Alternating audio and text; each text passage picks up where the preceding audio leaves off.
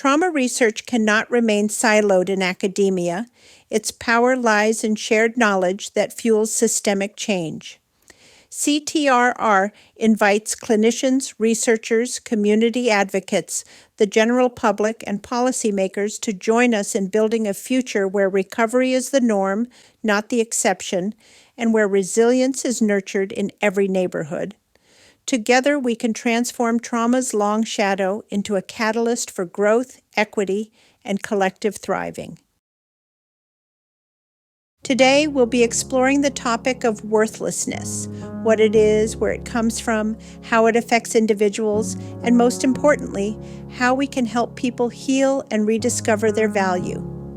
Worthlessness is a complex, deeply painful experience, but it's also one that can be changed with the right understanding and support.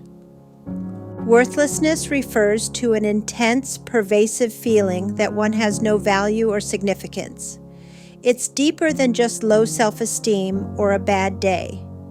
People who struggle with worthlessness often describe feeling like a burden or believing they're good for nothing.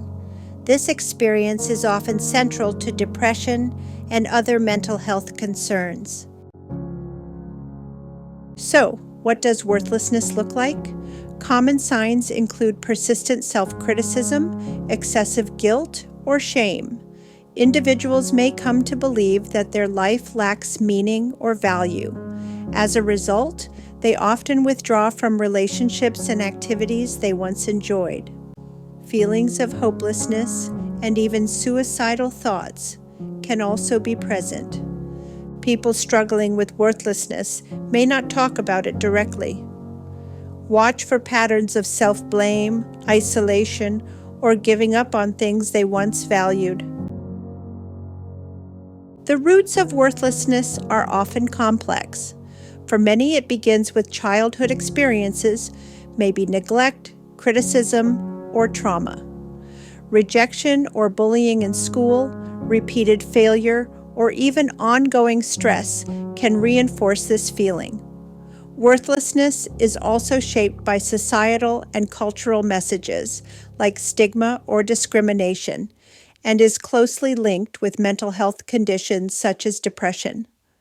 These feelings often start early in life and are reinforced by later experiences, both personal and societal. Negative core beliefs, I am unlovable, I'll never be good enough, become deeply rooted.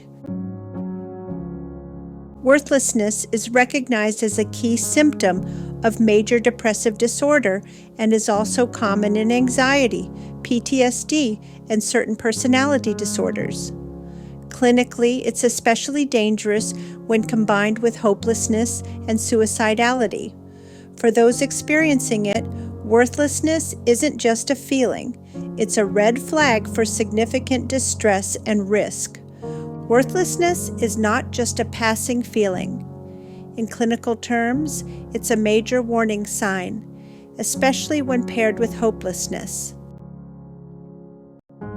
Cognitive psychology shows us how negative self-beliefs and thought patterns fuel worthlessness. According to Beck's cognitive model, if someone internalizes "I am worthless" as a core belief, almost any setback can trigger a flood of negative thoughts and emotions.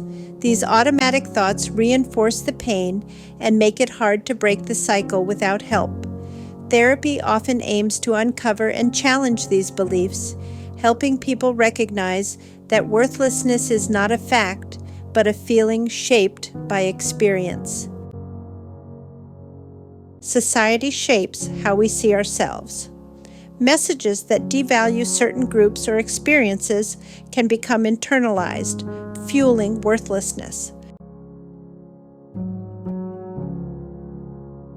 Research shows that people struggling with worthlessness often have heightened activity in brain areas involved in self-criticism and rumination. fMRI studies indicate that the brain lights up differently during negative self-reflection in depression. But the encouraging news is that therapy and positive life changes can actually help rewire these patterns. These brain patterns are not permanent, Therapy, medication, and positive experiences can help rewire them. Worthlessness is self-perpetuating. When people feel worthless, they tend to withdraw, which leads to more isolation and fewer positive experiences. This withdrawal reinforces the belief that they have no value. Breaking this cycle requires support and sometimes intentional interventions, both internally through new ways of thinking and externally through supportive relationships. Understanding this cycle is important for breaking it by reaching out, challenging beliefs, or building new experiences. Healing from worthlessness is possible, but it often takes a multifaceted approach. Cognitive behavioral therapy helps people challenge negative beliefs. Compassion-focused therapy helps them develop self-kindness. Interpersonal therapy and group support rebuild social connections, and addressing stigma at the community level is critical. Recovery is possible, especially when both internal and external factors are addressed. Therapy works best when it addresses both the internal beliefs and external support, environment, aspects of worthlessness. One of the most important things to remember is that worthlessness is not a permanent trait. People can and do recover, often with the support of therapy, relationships, and self-compassion. It's important for everyone to know that their worth is inherent, even if they can't see it right now. With help and hope, these feelings can change. Hope is essential. With time, care, and the right interventions, people can move from feeling worthless to recognizing and reclaiming their value. If you or someone you know is struggling, know that help is available. There are hotlines, local mental health professionals, and community and faith groups that can provide support. Recovery is possible, and nobody has to go through it alone. Reinforce that nobody has to go through this alone. Thank you all for your attention and engagement throughout this presentation.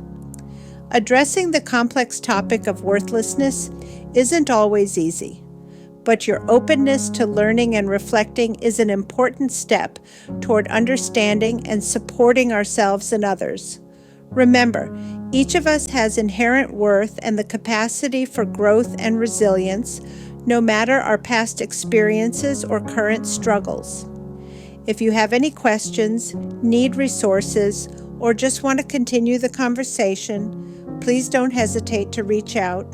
Thank you again for being here today and for your willingness to learn about this important subject. These are the key sources that inform this presentation. They represent research from psychology, theology, and cultural studies.